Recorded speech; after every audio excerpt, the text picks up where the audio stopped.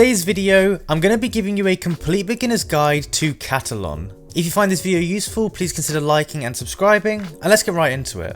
Now the first thing we need to go ahead and do is actually download the studio, and to do this we can go to katalon.com, which is katalon.com. Now from here what we can do is go down to where it says download studio, click on that button there, and it should send you to the installer here. Now you're going to get a 30-day free trial with this, so you can always test it out, see if it fits your needs, and if not you can just stop using it. So go ahead, press this button here, and now it's going to get you to download the setup guide. So let's press save, and we can now go ahead, click on the installer here, and after a few seconds it should pop up with your downloading. And it might take a few minutes, as you can see here, to actually fully download and install. Okay, so once it's installed and we've opened it up, it's going to ask us to log in. I'd recommend press the login with browser button, and this is going to allow us to log in with an account. So go ahead, press this button, and then you can either log in with any of these, or if you don't have a login yet, press sign up, and we can sign up with either email, GitHub, or a Google account. So just go ahead and select the one which is best for you. Okay, so once we've done that, it's going to ask us how we want to get started. So we can select a project type to start our walkthrough.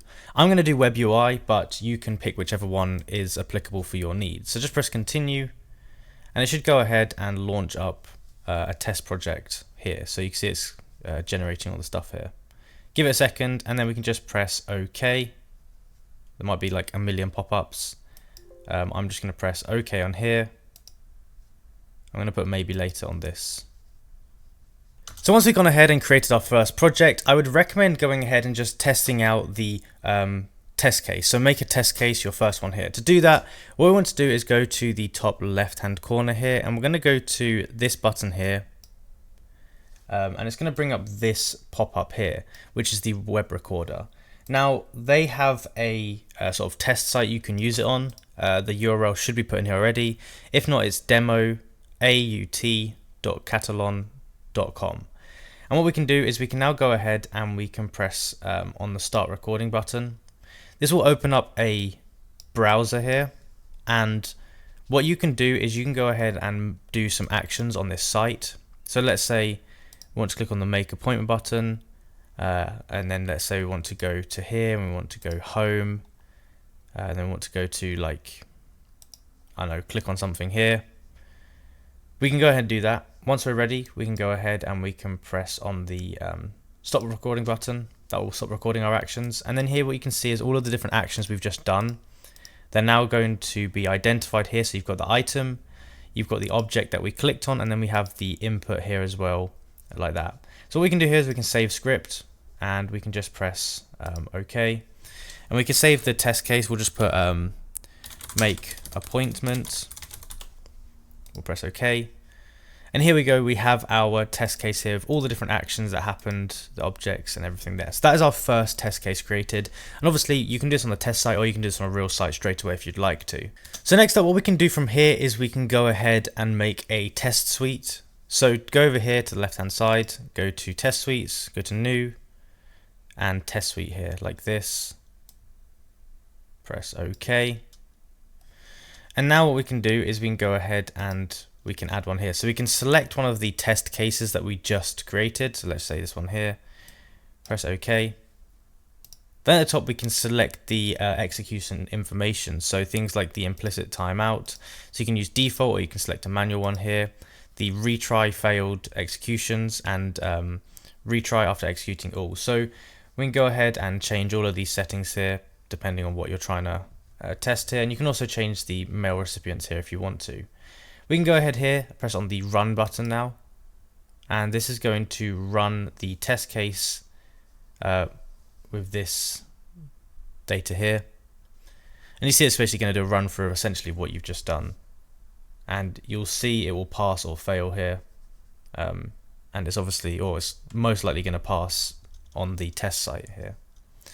So that's basically how you're going to do or how you use the test suite there really.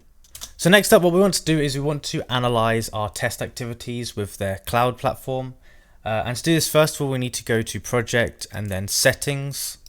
Then from here you need to go over to the Katalon platform, and you need to make sure that you have the uploads automatically set up. So integrate with test class successfully. Basically this means it's set up and it's going to automatically send your tests over to here. So you can just make sure that's selected before we do the next steps. From here what we can do now is we can go to testops.katalon.io. Go to your organization and you're going to see the tests that you've just done. You're going to see all of the results and things like that up here, so you can go ahead and basically analyze the data. So if you want to go ahead, you can click into a specific test. You can see things like the passed, fails, errors, incomplete. It's going to give you all of the details here. It's going to show you the device, when it was done, profile, basically all the information that you might want about, and it's going to give you things like defects as well. And you can enable your Jira integration to help with this. But yeah, you can see all the data here about the different things you've run, and there might be a slight delay with it being uploaded, but it should be pretty quick overall. Now the next thing we want to go ahead and try is cross-browser cloud testing. And what we can do from here is we go back into the app, and we can go ahead onto the test suites, select one of the test suites that we've made, and then go to the top, go to this drop down here. This is the sort of play button or the run button, and then you want to go down to test cloud. Now when you go onto this, it will just take a second to load.